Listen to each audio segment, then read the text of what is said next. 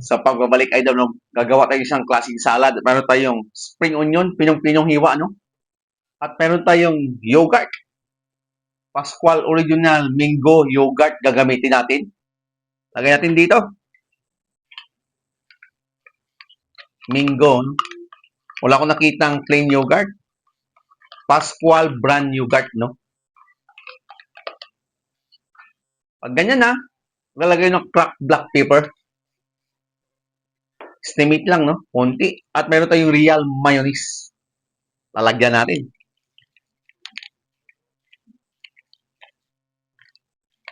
Tamang-tama lang doon sa gagawin natin na, ano yun? May idea na ba kayo? At kung wala pa, abangan nyo. Mix lang natin to. Pag na-mix na, siyempre susunod, tikman natin kung okay yung lasa.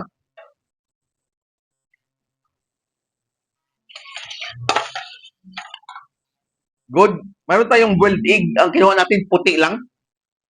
Lagay natin dito. Mix your idol, malinis kamay mo. Susunod natin yung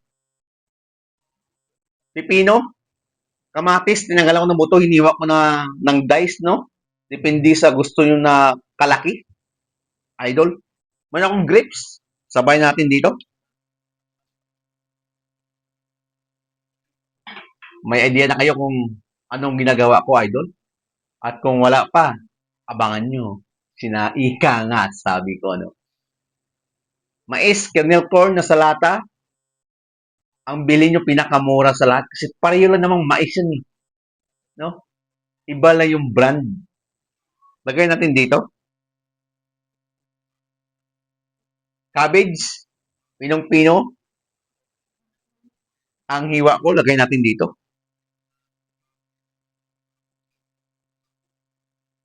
Pagkatapos niyan, napakadali lang at mabilis gawin ang isang salad kung marunong kang gumawa at dumiskarte ng, ika nga, sabi ko, ng sauce.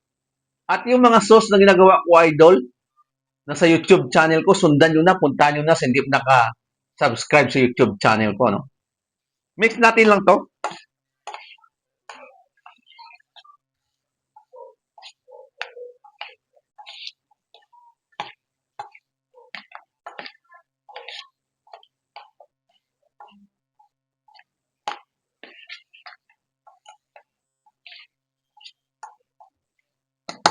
Pag na-mix na, okay na to, no?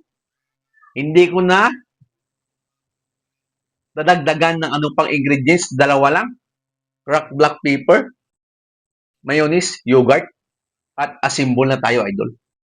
Ganun lang kabilis magluto at gumawa ng salad na sariwa, gulay. Ano yun? May mais tayong kasama at saka fruits. Simbol tayo, no? Lagay lang natin yung plato dito.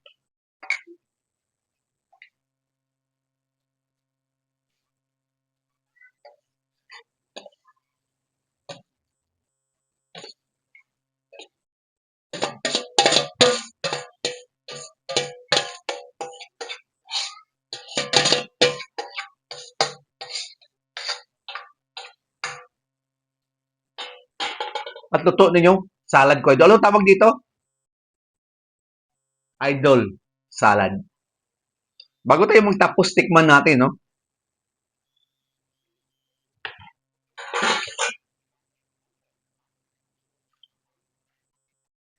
Hmm. Yun lang mga idol. Kainan na. Sa ulitin.